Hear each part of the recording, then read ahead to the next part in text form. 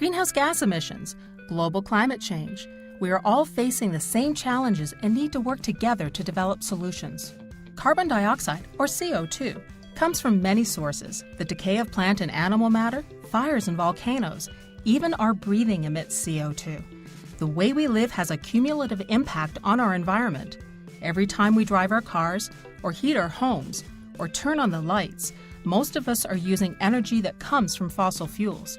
Burning fossil fuels creates emissions, including CO2. Industrialization and rising population levels around the world have increased the demand for energy, and meeting that demand increases the emissions being released into the atmosphere. CO2 is one of the many greenhouse gases being emitted into the air from both natural sources and human activity. So what can Alberta do to meet our growing energy needs? Solar, wind, and other renewable sources will play a more important role in Alberta's energy future, but they cannot currently replace oil and gas. So we must develop our fossil fuels in a cleaner, more environmentally responsible way. That's what carbon capture and storage will allow us to do. The Government of Alberta has taken a lead role in committing to reduce emissions using carbon capture and storage. This technology, also known as CCS, is outlined in the 2008 Climate Change Strategy as the most effective way to help Alberta meet its emission reduction goals. The Government of Alberta is investing $2 billion to help develop 3 to 5 large-scale projects which will capture, transport, and store the CO2. CCS is a tested and proven technology. Its ability to reduce carbon dioxide emissions is recognized around the world by groups such as the International Energy Agency and the United Nations Intergovernmental Panel on Climate Change. CO2 collected during the carbon capture and storage process can be pumped into an oil reservoir to help increase production. It can also be pumped kilometers deep below the Earth's surface, where it will be permanently sealed. Let's take a closer look at how this is done. Many industries, including coal-fired electricity plants, cement plants, oil sands upgraders, and oil refineries, use fossil fuels to run their facilities. This creates CO2 emissions. The first step in CCS is filtering the carbon dioxide from other emissions. Next, the carbon dioxide is compressed for transport. It can either be sent to its destination through a pipeline or put into a tanker and trucked. Captured carbon has been safely transported via trucks in Alberta for more than 2 decades, primarily for enhanced oil recovery. In fact, you've probably already passed a tanker containing CO2 on the highway. There are also a few smaller enhanced oil recovery projects in Alberta using a pipeline. One of the world's largest CCS project pipes carbon from a plant in North Dakota to Weyburn, Saskatchewan.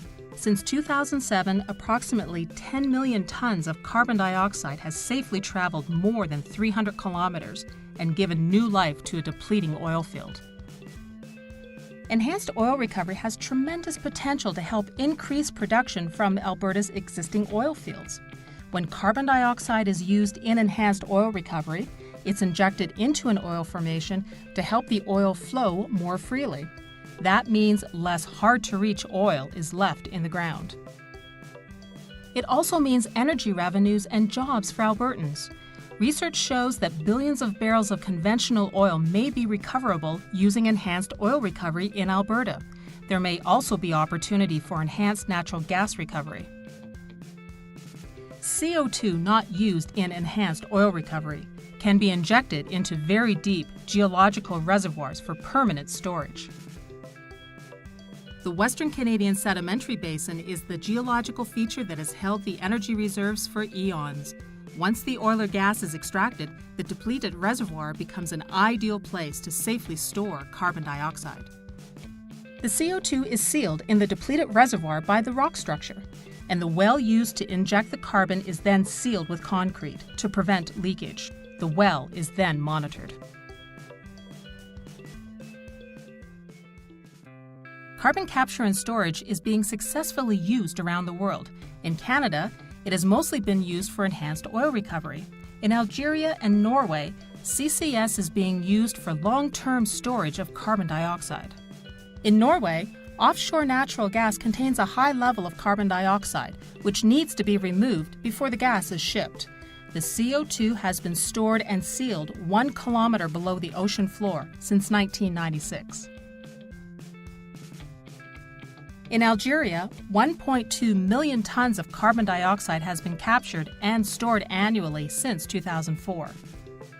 $2 billion, announced by the government of Alberta in 2008, will help produce CCS projects that will be up and running by 2015. This is an investment in environmental protection and part of Alberta's contribution to the global climate change challenge. The projects are expected to reduce emissions by 5 million tons each year starting in 2015. That's the same as taking 1 million vehicles, or about 1/3 of Alberta's cars and trucks, off of the roads. This funding will help establish Alberta as a global leader in CCS technology. That expertise can then be shared with the world. Alberta is already a leader in energy development. This investment in the science of solutions will help make Alberta a leader in CCS technology as well.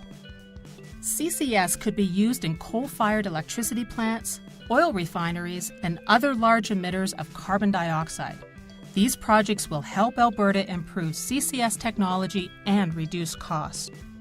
CCS will ensure Alberta's economy remains strong while doing what's best for the environment. CCS is not a silver bullet solution to climate change, but it is a technology that will significantly reduce emissions while scientists develop new energy innovations for the future. The benefits of CCS will be felt over time as our environmental footprint is reduced. It's a major and important step that we will take now to help preserve our world for future generations. Here's how to find out more about CCS.